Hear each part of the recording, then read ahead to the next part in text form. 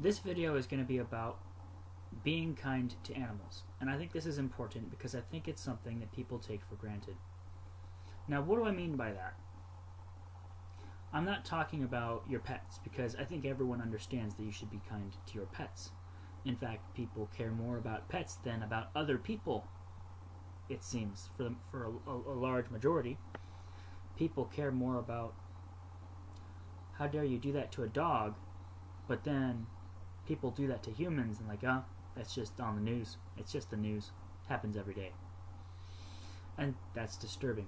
But I'm not talking about that. I'm talking about wild animals. I'm talking about bugs, insects, birds. Hopefully this will be a short video because it shouldn't take too long to say why this is true. But what bothers me is when, for example, people were going airsofting, and there's a big old piece of wood lying on the floor, on the dirt. And you lift up the dirt, and there's no grass under there, and it's just mud, and there's little beetles in there. And so one of the other people in the party, who were in the group with us, they just say, let's kill him. And they spray him for no reason, and just splatter the little bugs. I say, why? What is the purpose of this slaughter? What's the purpose of the killing of the bugs? I understand you need to kill bugs if they're causing a problem.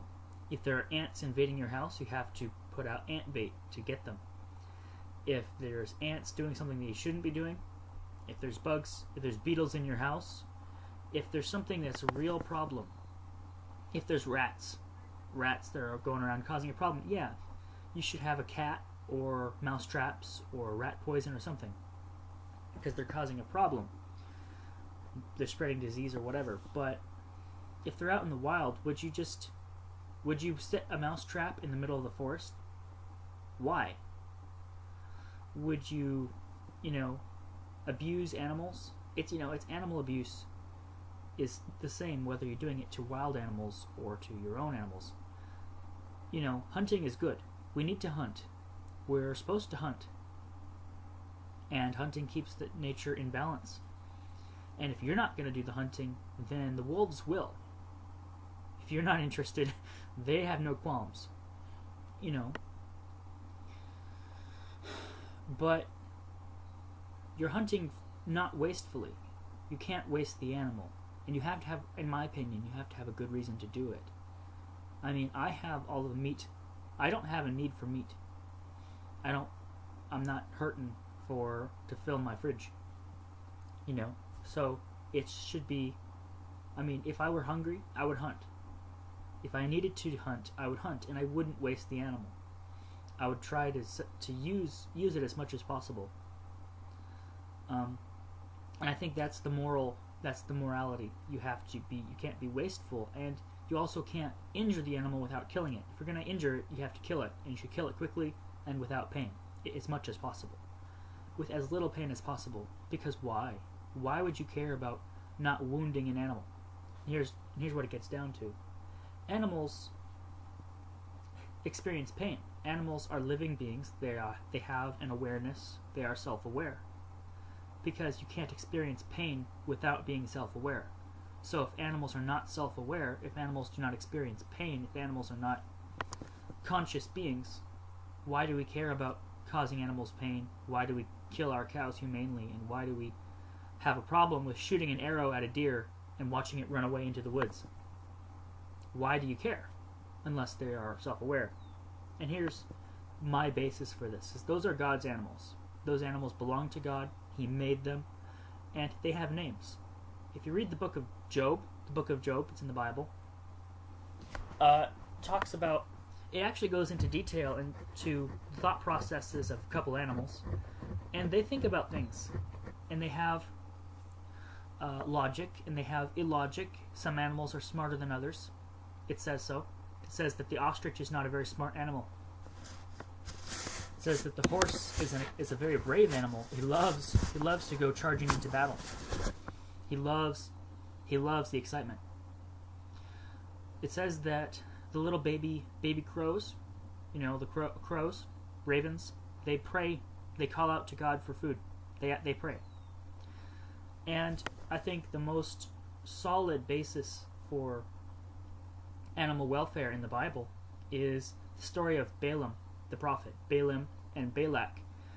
They were, I forget which nationality they were, but Balak was the king, I think, of Moab. And he called on Balaam, who was a prophet of God. He said, "Hey, Balaam, you give out blessings and curses, right? Why don't you come and curse the Jews?" Which is not a good thing to do. And so, after much bribery and prayer, Balaam went, but God was not happy.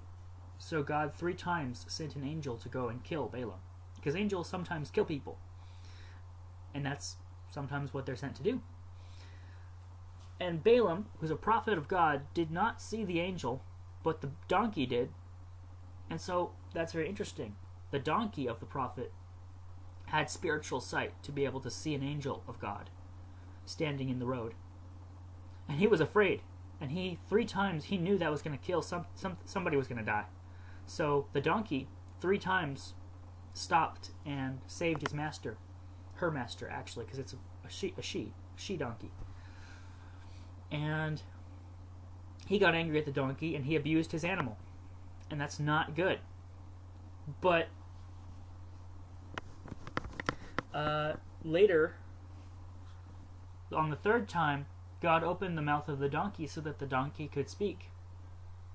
God chooses what gifts he gives to animals and to people. He has given us the ability to speak, and he simply gave the same ability of speech to the donkey as he did to us for that one incident, so that the donkey could speak her mind.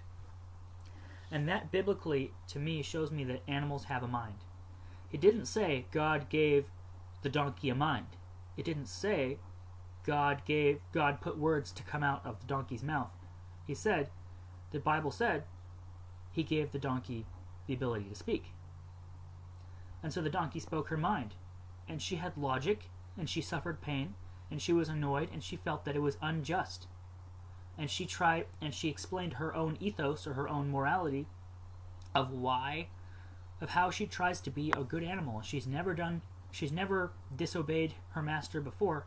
She really tries to be a good animal, so she shouldn't be punished. So, and I think that's Numbers chapter 11, is that story. And I think that's why animals are sentient. I think animals are sentient, but I don't do it because just tree hugging, which you should sometimes save trees and sometimes you shouldn't. Depends.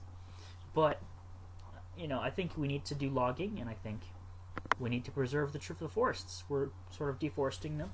We need to restore them. So you need to have a balance. So you need to have a good philosophy or a morality about how you use the nature. And this is whether you're a Christian or you're not.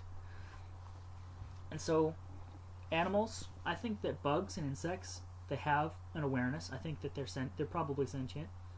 But maybe not bugs. But I think they experience pain. There's no reason to kill them. Squirrels, birds, dogs, cats, horses, whales, you name it. From the smallest to the littlest. Do you just go dig up the dirt, find some earthworms, and chop them in half just because you can? If you're out walking in a field and you see a bug walking by, a couple feet away from you, do you go out of your way to stomp on it? I mean, you're walking through the forest and you accidentally step on a bug. I mean, I'm sorry for the bug. I feel bad. I feel sorry, but I wouldn't go out of my way to kill it. But I wouldn't, if I accidentally did it, I wouldn't end my day over that. But I'd feel a little bad that I'd killed it.